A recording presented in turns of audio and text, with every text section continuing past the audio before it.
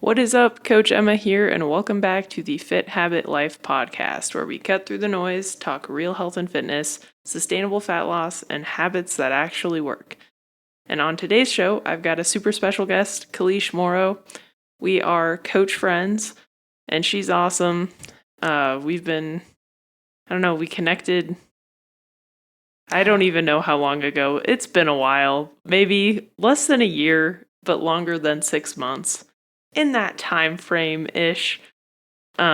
She's got a really cool story, so just wanted to have her on, have her tell her story, and then just go from there. So welcome. Oh, thank you, Emma. Thank you so much for having me on. And yeah, this has been a long time coming. We're in that group coaching chat with all the other coaches that, very like-minded people. I know you've had some of our friends on, and then I likewise too. So yeah, it's nice that we were able to make this work and make this connection happen and riff with one another. So thank you again for having me on.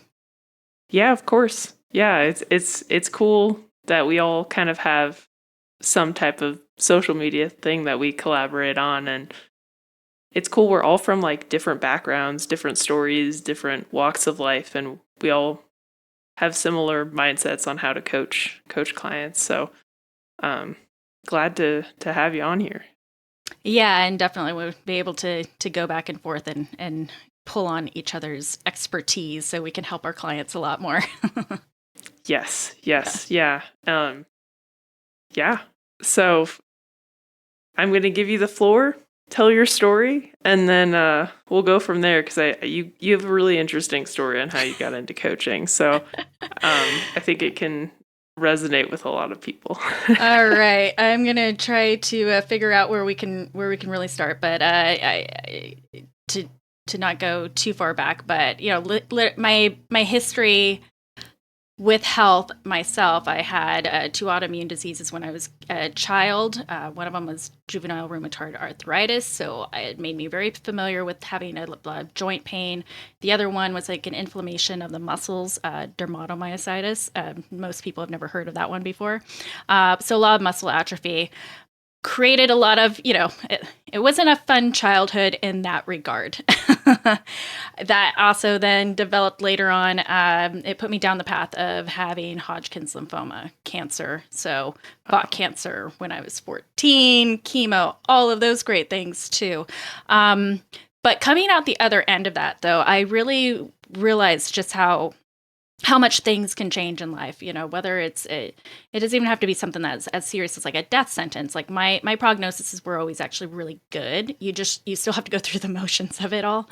But something can change dramatically in your life at any given time. And that put me on the path of getting into more like extreme sports. Organized sports wasn't really my thing, as you can imagine, with all the stuff that I had going on. Like the kids didn't really want me on their baseball team. I couldn't run fast. Kids are the worst. Yeah. So I never really got into into organized sports in that regard, but I still wanted to go out there and be active, and then so that put me on the path of extreme sports. But that led me to becoming a skydiver. And I remember at one point just thinking how crazy of a thing that I'm doing. However, I almost died sitting on the sofa. Just not knowing that I had this ticking time bomb in my chest that was the tumor and cancer and everything that was growing. So it gave me a different, lease on life of what I wanted to do. And then I've just never really let go of that, and it's just taken on different forms. So eventually, I met my husband. We were both skydivers, but he was a backseater in the Super Hornet jet. He would come down and jump at my drop zone. That's what, like any of the airports that you would be regular skydiving, it's called a drop zone. Funny enough. But, wow. So he would come down and train with the team down there, and we met, and whirlwind romance and all that. So I end up in the Central Valley. We were in Southern California, but I end up in Central California at NAS Lemoore with him, and I just had to basically reinvent myself. that took on a few different things that I put my, tried my hand at, and eventually I got into politics. And ran for my city council the first time. Really fell on my ass on that one the first go round, learned my lessons, and then picked myself back up and tried it again a few years later. Won that campaign, was on city council, became mayor at some point, and Wow. yeah. It is wild. It is honestly really wild and surreal to look back. I just even remember thinking during that time when I'm sitting there going like, I can't believe like these are my titles. I can't believe this is what I get to be. But it's still, I guess it just wasn't my true calling.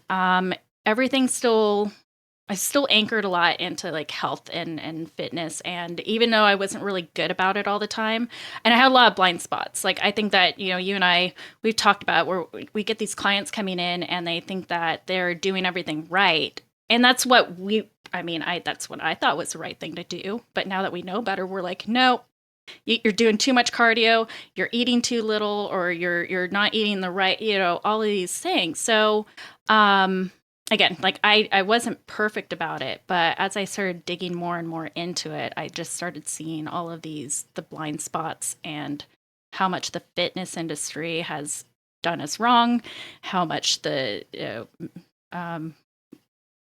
doctors, medical industry as well, how much that has done us wrong too in many ways. And eventually I lost my father to cancer, and it just like that was the final straw for me. That's when I decided to go and get my certification, personal training, nutrition coach. I'm also a mindset coach now as well, because you can give everybody the best workouts and the best nutrition plans in the world. And I thought it was brilliant because they were all very sustainable.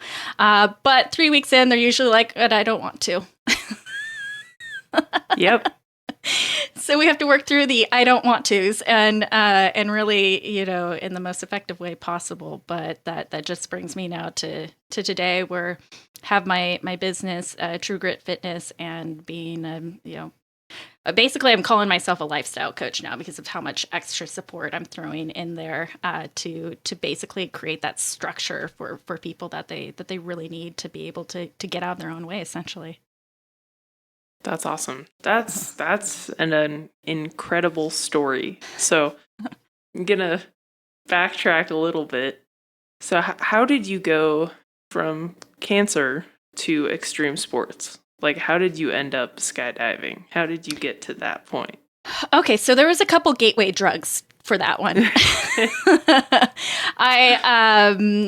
It was anything from just getting into the gym, getting into martial arts. I liked kickboxing, and then the gym I went to for kickboxing had Muay Thai and Jiu-Jitsu. And I'm trying to think if there were people there that kind of influenced some of the other things I started doing, or if it was just some friendships. But it was just like, that was just my personality. I was just always getting out there and doing something different. I eventually found a rock climbing gym that wasn't too far from me. So nice. I started rock climbing. So that sort of, got me up in the air a little bit. It got me in the air. I had also already got my scuba certification.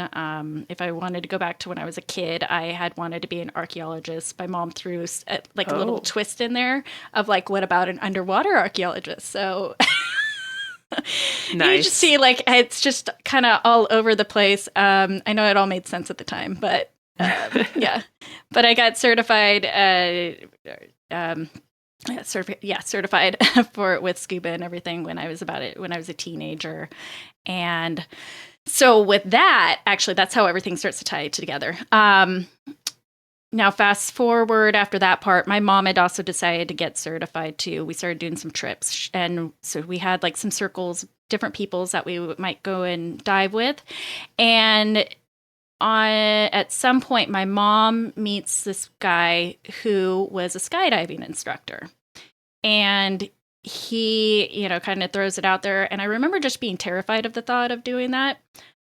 Of all things, I ended up having a dream that I did it and thought it was the coolest thing ever. Like, I don't... I don't think that's like a common thing for most people. Like, I'm going to have a dream No. and just get over a thing. Usually I think that helps like intensifies the fear. I don't know what happened, but I just thought it was the coolest thing. And then 2 weeks later, I meet this guy, and he brings me in, takes me in under his wing. He teaches me how to become a parachute rigger. I started slowly getting certified, or getting my. I keep saying certified. I'm just trying to licensed. That was the term I was trying to go for. Licensed as a skydiver, and just kind of got into that whole world. Wow. But yeah, it's just an interesting path to go down. But I think it's also like just being open to new experiences, and being willing to do things that are a little bit outside your comfort zone, or a bit outside your comfort zone. But those things really do create some of the most wild stories. And again, going back to I'm sure. experiences. So how old were you when you started skydiving? I was 19. Yeah. Oh, wow. Okay. Yeah. Yeah. I am terrified of heights. I will never jump out of a plane. Like, never. I know. Okay, I know that you're a little older than 19, but that's what I used to think as well. Maybe you'll have a dream. It'll change for you. I don't think so. No, okay. But because I boulder, and I haven't gone in a couple months, but I like have rock climbed and stuff, and I'm like terrified of heights. Like bouldering some of those walls. I mean, I will say my gym has taller walls than a lot of other places, but even some of those, I'm like scared if I fall. But it's like obviously a safe enough height to fall from. Right. So yeah, probably not in my future. Okay, so rock climbing hasn't been a gateway drug for you. No. I think that's what it was for me. Nope. It's like okay, this is where we're gonna stop kind of thing. That's respectable. And I really miss bouldering myself. If I had a rock climbing gym out here, I'd be all over that. It's fun. It's like a puzzle. Yes. And yeah. Cause like rock climbing, it's more of like endurance puzzle thing, but like bouldering, sometimes they're not very long. Like they're like 4 moves, but you have to like figure out how to do the moves in the right way to make it to the top. Yep. I do miss going into the gym and just finding all of my friends laying on their back staring up at the wall. And you just know that they're doing the mental math of how are they going to do all the things and figure it out. And then I just sit there enjoying them too, because I'm like, oh, I'm working on this climb right here. Yep. Oh yeah. Well, that's crazy. You went from like scuba diving to jumping out of planes. So how has that, like, how did that help prepare you for your mayoral run and candidacy? Or maybe I'm not saying this right. No, yeah, no, you're right. Okay. Yeah, the candidacy and everything. That was a really interesting thing. So I find that fear can come in different forms. Like they're not all created equal. And it is true that the craziest thing is that people fear public speaking more than they fear death. Like they've done those. Really? Yeah, they've done those surveys or whatever, and got that feedback back. So it's really, really interesting. And I'm sure that you've heard the same thing, the same rationing, because we listen to similar podcasts that have talked about these things. But the idea behind that is that we depend on society for survival, and if we do something, say something that could affect, and we upset our society, our tribe, or whatever, we risk being exiled, which could be death. So it's like this ingrained ancestral thing for us, and that's why they think that we have that fear of public speaking. So I would literally have to be having these pep talks in my head of, you have jumped out of airplanes. I've jumped out of airplanes. I've jumped out of helicopters. I've rushed out of the back of a DC-9 before. I have jumped out of hot air balloons. And I would sit there, my chest would get super flushed, and I wouldn't be able to get my, my heart rate under control. But I would still just, kind of, it's like we talk about, like, it's just putting in the reps and getting past it. I guess that the best way that it did prepare me for that was just that I knew I was capable of so much, and that gave me that at least that confidence to override the irrational fear that is public speaking. But I think that was one of my biggest things. But the other one was purpose, and that's what I talk a lot with clients. Like, going back to your identity and what is your purpose. And my purpose for then, and my why, was that I wanted to see my town thrive. I was a downtown business owner. We had a council and a lot of city staff at that time that were very anti-small business. And Really? yes. Well, we had a very big box commercial center area that catered to a lot of that. When it came to our downtown, the buildings, they're old, and it's California. So California laws, they're just really strict. I'm just going to put it that way. They're really, really strict. That's a nice way to put it. Yes, when it comes to their building codes. So it creates a lot of red tape, which means it creates a lot of work for the bureaucrats, for the city staff. And so a lot of them just didn't want to deal with it. It was easier just to tear down buildings than to go ahead and try to, work around this and work with citizens and stuff. So we had at that time, we had staff that was uncreative when it came to figuring out the workarounds, the road to yes. They were very difficult about that. So just seeing that, and I was getting involved with the local politics. I had gotten on our Main Street board and was, getting to know our elected officials, the city staff themselves, and just felt like everything was landing on deaf ears. Just things that felt like they were really common sense. And anyway, that really drove my why. And and quite honestly, like, I just wanted to see if I had what it took. That's awesome. Yeah, just why not, I guess. Why not do it? I felt like I had at least a chance. I'd been building it up, whether I intended on doing that early or not. I was just getting involved. But when I took a step back and saw how much I had built, I realized I had a really good chance and I shouldn't squander it. So I did decide to go for it then. But yeah, it was a big learning curve. But yeah, and I think I had a lot of people look at me being like, wait, how, you were a skydiver and now you're in politics? Like, they try to make that connection. I was like, I just say, like, I'm a glutton for abuse, like, I'm glutton for punishment. That's the common thread there. Okay.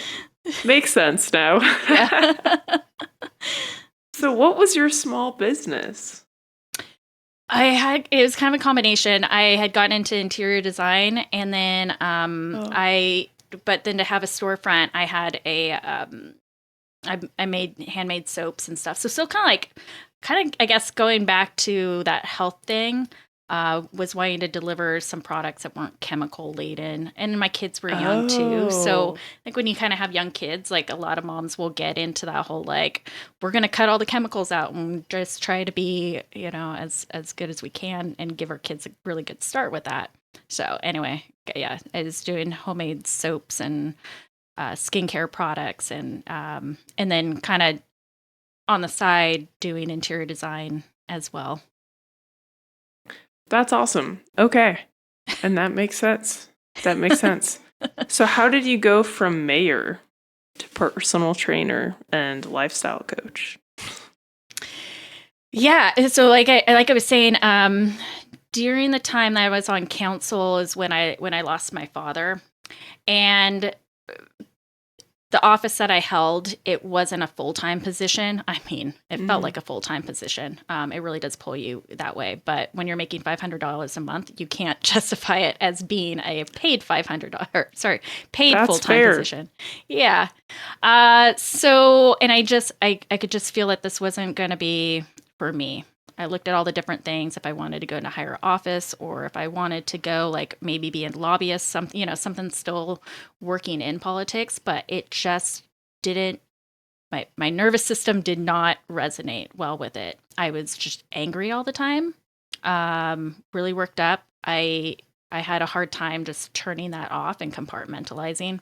So it just really wasn't good for my mental health. And then I guess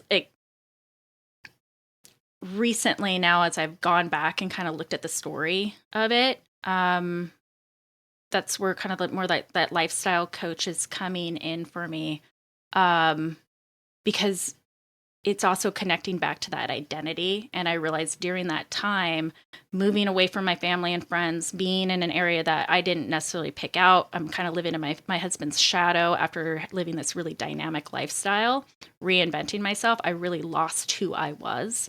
And now it's like it's coming back like full circle, remembering who the F I was, that kind of thing. And wanting to help people and guide them in finding that for themselves as well and finding their purpose. So again, I started getting into it while I was still in office and getting my certification with it. And we knew at that point that we weren't going to stay where we were. My sister had already moved out to southern Louisiana. My mom, like basically all of our family members were scattered everywhere. But I'm really close with my siblings, but my sister has nephews, and our kids are really close. So this was an area, southern Louisiana, that we decided like this is where we really want to be. We absolutely love it out here. And I actually left I left office a few months early when we found our dream home. Oh, Just like it just came out of nowhere and was like, let's just see. And they accepted the offer. And so, they did it. And that was a whole other story too with me leaving office, but I could get into that maybe some other time. I'm But sure.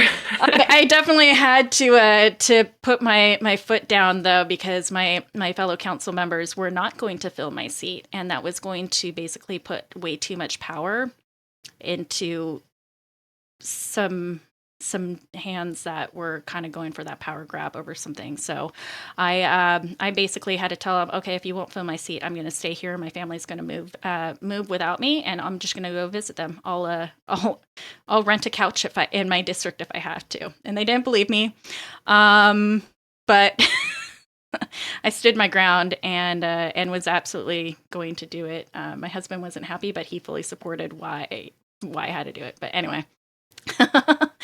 And then I lost my train of thought. That's okay. You moved out here, left your candidacy early. Yes. And then, and so now at this point, being able to just go full in on being a personal trainer, nutrition coach, and giving them all that support. I'm kind of leaning into a little bit of the interior design as well, because one of the things I really loved that I was learning about was just how much our environment does impact our central nervous system. There was a thing with the designs around hospital, and I'm going to blank on the name of what it's called right now. It was like I want to say environmental design, but that's not quite right.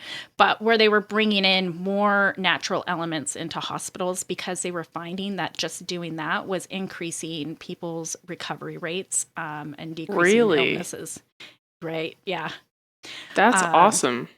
So even just like putting elements into your home, like if you have an aquarium or you have a running water feature, like a fountain, having a fireplace, or for us, we didn't have a fireplace. I would just turn on the television. You can get like the YouTube thing where it would just completely keep running like a fireplace type of thing.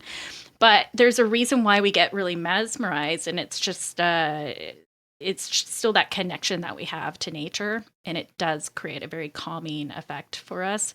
And so I do believe in having a really good a good environment around you and surrounding yourself in those things. And it doesn't have to be like high end Ralph Lauren, whatever. Like you don't have to go that route.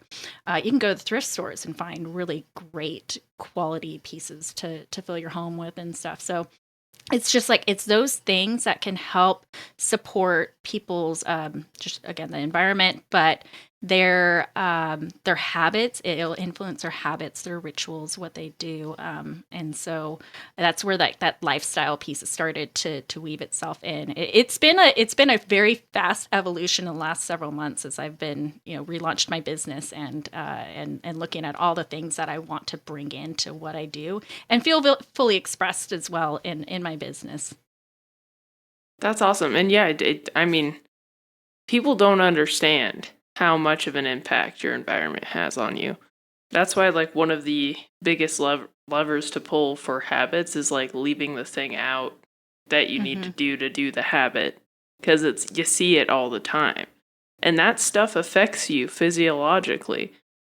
Like, I am very organized, like type A, clutter free sort of person, and my husband is not.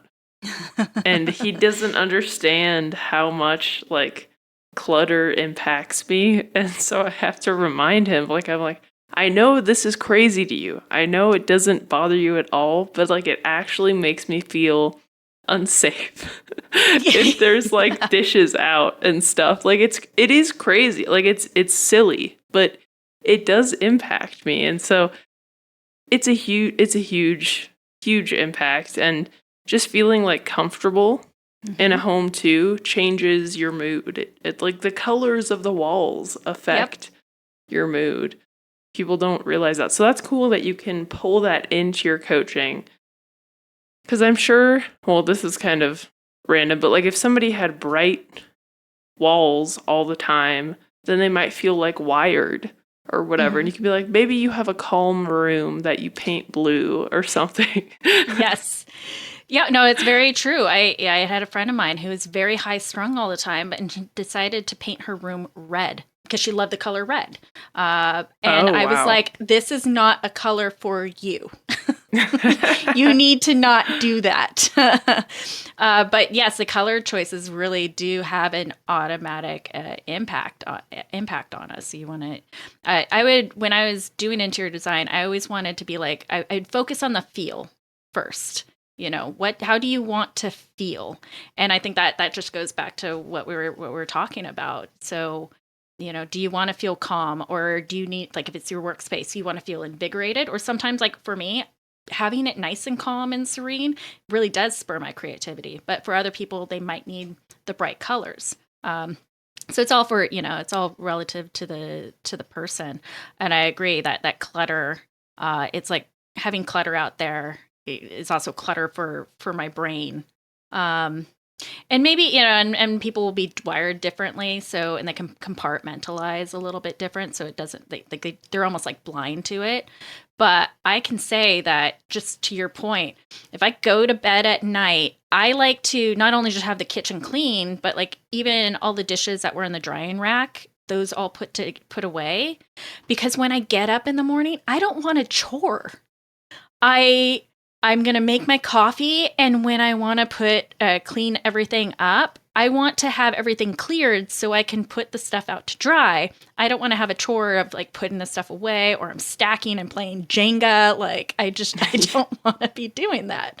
So it's just like it's being able to start the day fresh again. And then we've talked about Yes. like the habits and stuff and how much that can affect us, how much that can affect our clients when they want to revamp their habits. So yeah, take note, listeners. Yeah, yeah. No, it's for sure important. And I mean, there are those some nights where you're like, I just need to not do those things, and that'll Yeah. be a tomorrow problem. But for the most part, whenever the dishes are done, things are put away, and I can just wake up and make my coffee, it's a good morning. Yep. And because then sometimes you wake up frustrated too, like, oh man, I have to do all this stuff already right when I wake up, when all I want to do is just have my coffee. Yes. it sets your day up really well. And I do like kind of curse myself the night before if I was feeling like that kind of like blah, like maybe tonight's not the night, and then it's the next day you're like, oh, why'd I have to do that? Yeah. But then And then you make cascades. note. Yes. Yeah. Because then you're like, okay, I'm definitely going to do these tonight because I don't want to feel this way tomorrow. Mm-hmm. You know? Yeah. Yep. Yeah. Yeah. Well, that's cool. So how are you going to integrate that into your coaching? So obviously training, really important. Nutrition, really important. And most people need the basics for that sort of stuff. But how do you level it up with that? So I've been working on a methodology. I've been playing around with that a little bit now, and I'm starting to fine tune it. But I call it the MOVE method, and MOVE being an acronym. So of course we love our acronyms, and it stands for motivate, optimize, visualize, and embody. And that basically creates that whole like all encompassing thing. So, the motivation point would be kind of that work with the around the identity, around the why. The optimization is definitely like the physiological side of everything. If we can get lab work in, that's great. But then definitely the actual movement, the exercise, looking at nutrition and hydration. So all of that's like in that optimization piece. Visualize is now like laying that,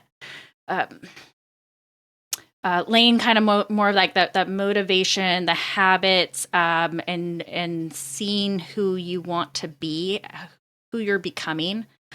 So laying that out, and there's a lot of other modalities that go into that as well, but some visualization practices that go into that really triggers the RAS, the reticulated activation system, which is when you'll start noticing more things. And when you can start, I mean, the classic example is like the car.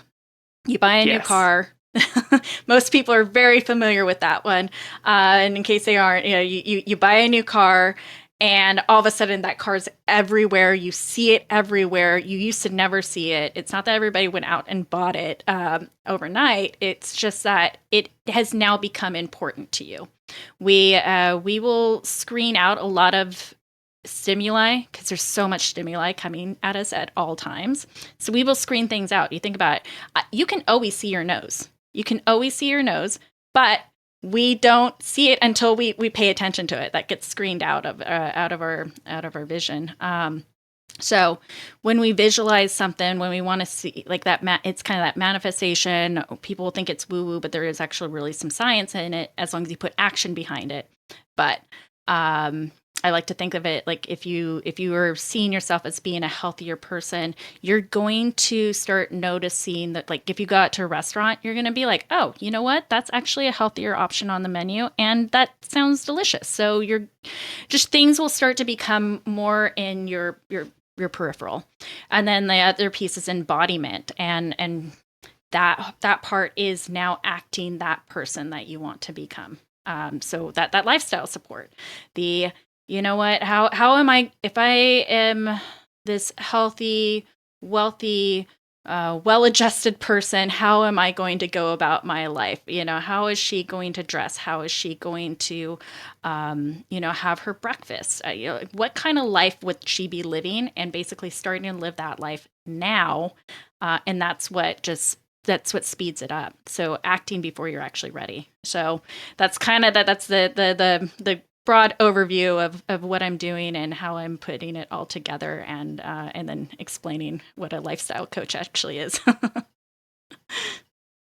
Cool. That's awesome. Yeah, that I'm sure it's sometimes like I say I'm like a holistic like health and fitness coach, and they're like, what's that? And I'm like, it's all the things. Exactly. Yeah, and it really is. It's similar to that, and I think that sometimes too. Like we just have to, like how can we highlight our differentiators, and so Yeah. and seeing what resonates the best for me. And I agree. Like you're very much that holistic lifestyle coach. You are you get into all of the big rocks that people need to be getting into. Whereas I still go to the gyms and I'm thinking, because I'm so in our world talking to great coaches like you and the rest of our friends and stuff. And I'm just thinking like, oh, this is so mainstream now. But then I go into the gym and I see the trainers in there and it just drives me nuts. Like they're still having them do performative exercises. I'm sure that they're not really doing as much with it when it comes to nutrition as we do. And it's just that hoorah, you've got this kind of discussions that, and they're not getting as much into the mindset work that we all do and that we're really priding ourselves on getting into.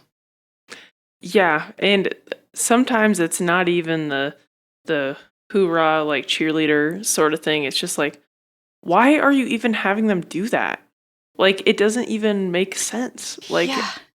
I some of the gym I go to, there's like they do like kind of group coaching or like there's like basically a group of women there every morning and the trainer gives them a workout. I'm like, you're doing like only back exercises for an hour plus? Like, you're gonna feel fried tomorrow. Yes. That's crazy. Oh, I no. never do that. That's insane. Like I'm like I'm trained. Like I've been training consistently for probably 14, 13 years now, and I would never do a workout like that. Like I'm going in and out 45 minutes, and they start before I get there, and they're still working when I leave. Oh, I'm like, and these women are not all like, most of them are not like jacked or anything. They're like a normal woman, like just trying to, look a little bit better, like toned, quote unquote, and I'm like, oh.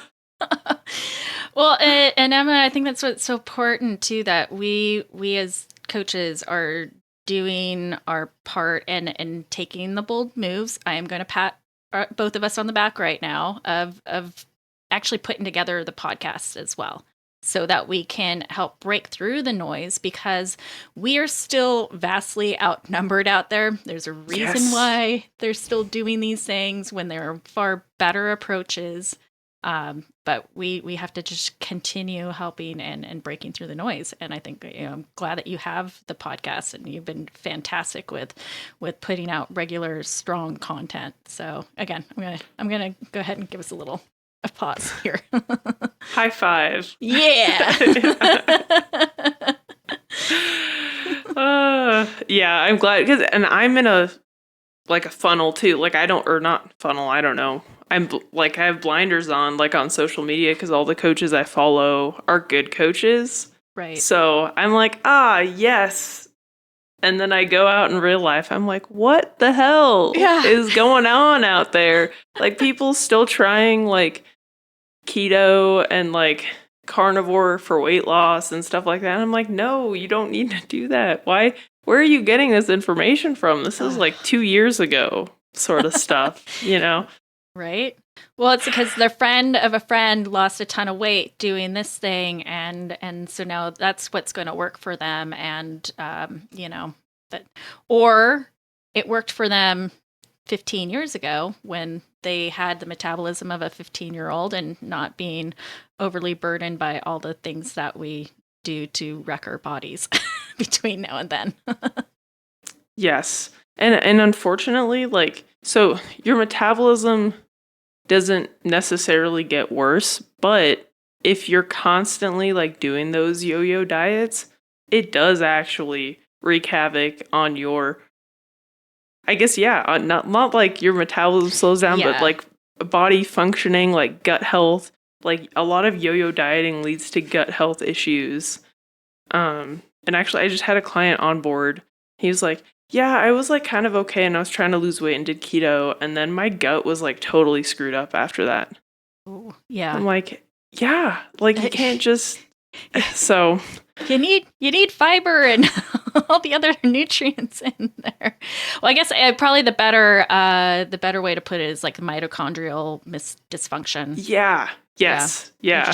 I guess like I mean I'm like I guess I don't want people no hate or like I just I see that a lot, like your metabolism's broken, yada yada, and it's like, no, you just like are not optimized. Like we can do like Yeah. some little tweaks and like fix, yeah, like your mitochondrial health and your body's assimilation of nutrients. So like when you're eating food, you're actually like using it to build muscle, get energy, fuel your body and brain, you know. And so, but yeah, I mean, essentially, like, yes, but don't worry, people. It's you're not screwed up. You're not broken. There's things that you can do to get healthier. Yeah, I like to tell people like the body wants to heal. Yes. But we have to give it a chance to recover from all the things that we've done. Yeah, your metabolism is actually will be just fine, but it's doing all the things that you said. It's not like it's not like this broken thing. Like it's just, snapped in half and you can't repair it. If you give it all the things that it needs, yeah, of course, like acute issues or like there's some genetic thing, like of course there's the outliers, but for the general population, if you feed the body correctly, and you bring in movement and you focus on hydration, all the things that aren't All the sexy. things. Yes. They aren't sexy to talk about because, they want the red light therapy, they want the peptides, they want blah, blah, blah, all these other things. But those things only work well when you have all the unsexy things done. And then you get the sexy results when you do that. That is correct. That is, yes, exactly. That's why I always talk about them. I'm like, I'm a broken record because literally every podcast I talk about the same stuff. So people are like, okay, we get it. But like, seriously though, that peptide, like, does it work for me? And I'm like, you're not doing the other things. Yeah. So. It would work for you if you did the other things. Yeah. Yes. Yes. Yeah. Yep. It's the whole like putting a Band-Aid on an X wound kind of thing. Yeah. Gotta. But yeah, I guess I should write that down. Like, we need to do the unsexy things to get the sexy thing to happen. Yeah, I like that. You should coin that. I'm gonna write like that down right now. I'm making notes as we speak. Good. So, like, I guess backtrack. Like, how did you heal from cancer, and how did you get to where you are today? I guess that's kind of like a big open-ended question, but that is like 14, cancer at 14. Like that's crazy to where you are now. Right. And I think if I had all the money to run all the tests, I could probably get a lot more answers. I might look back at some of my mom's health and my grandmother's health too. There's obviously some gut issues because of things that were in that history and how it affected them differently. So obviously something genetically made me more prone to that is really my theory to that. And then environment, whatever you want to call it, became that trigger for setting all that stuff up. So now as I've been going down this health journey for myself of repairing things, it's still an ongoing thing. And I guess you can always argue that it's always going to be an ongoing thing. And then for some of us, it's going to be more of an uphill battle than for others.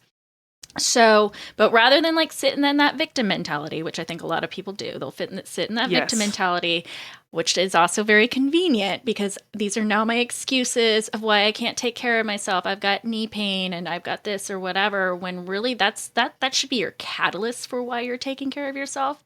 Exactly. And that's what it is for me. This is my catalyst. I know that I have to put in that extra effort to take care of myself. So I still, once in a while, I get the knee pain that comes up. I definitely, now that I'm aware of the gut health thing, I realize how much more prone to having that, even going through protocols or whatever. And no, I'm not perfect with everything I do and everything I put in my body. None of us are. No. And it's just knowing how to write it, later on, like, okay, I'm going to go ahead and have that crazy weekend. I know I'm going to pay for it.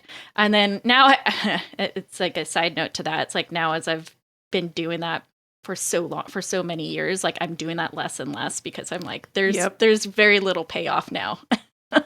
There's very little reason why I want to keep doing this to myself. But anyway, but back to that. I had a ton of knee pain and joint pain in my 20s.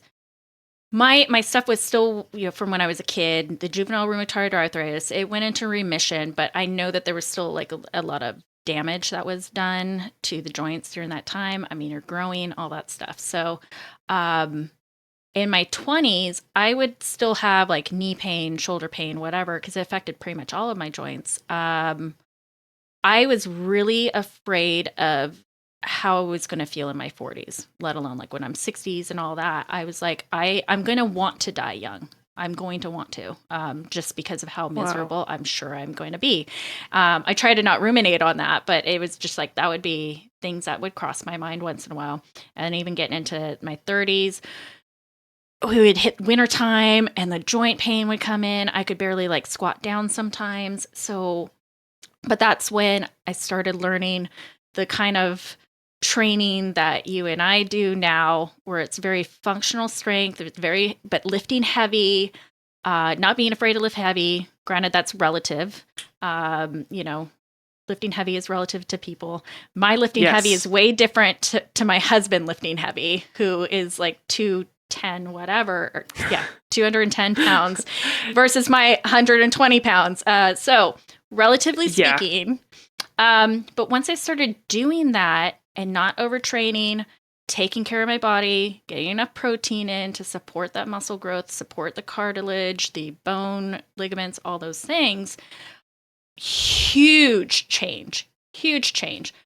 I can now go through the winter and stuff and not have the hip pain or not have the knee pain come in. That's awesome. All that stuff. So, it's definitely like, again, like going back into that why and the identity and all that, and your purpose. I want to share this with more people because I know what it's like to live in pain. I also know what it takes to get out of pain. And it's also not as difficult as people think that it actually is. Again, fitness industry and everybody has really steered us wrong in the general sense of everything. Yes.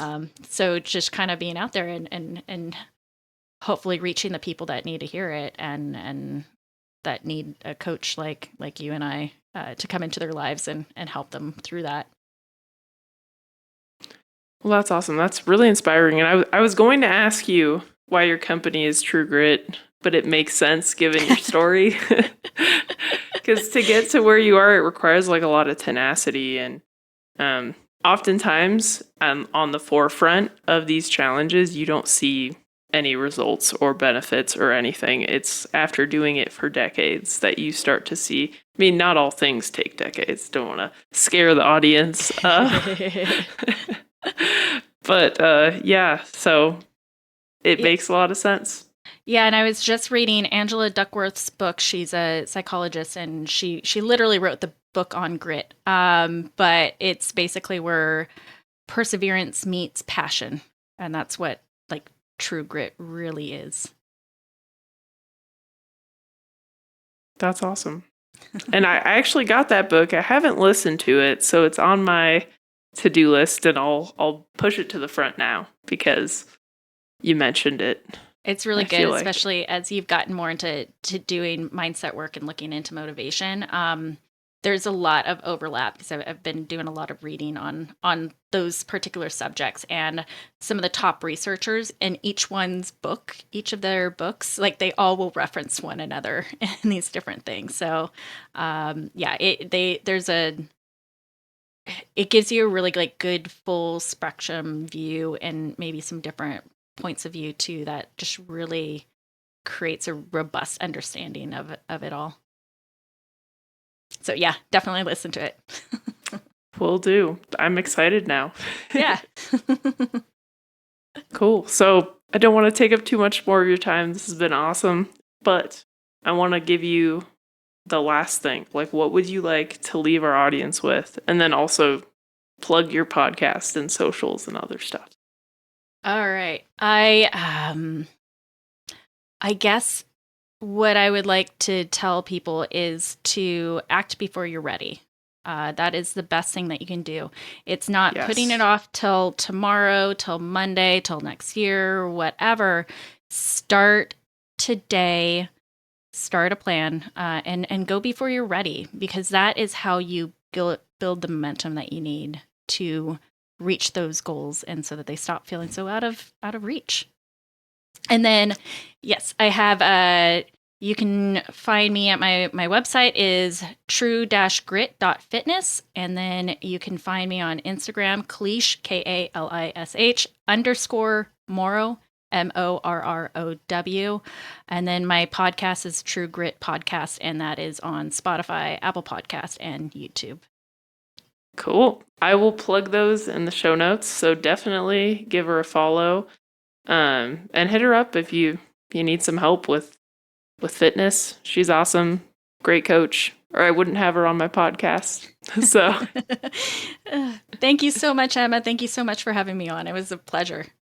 Yeah, you're welcome. And if you're listening to this, you made it this far and this resonated with you, and you'd like to share the show or subscribe, please do so. It helps us help more people and get in front of more people to debunk all the crap that's out there. So anyway, thank you guys for listening, and I'll catch y'all on the next one.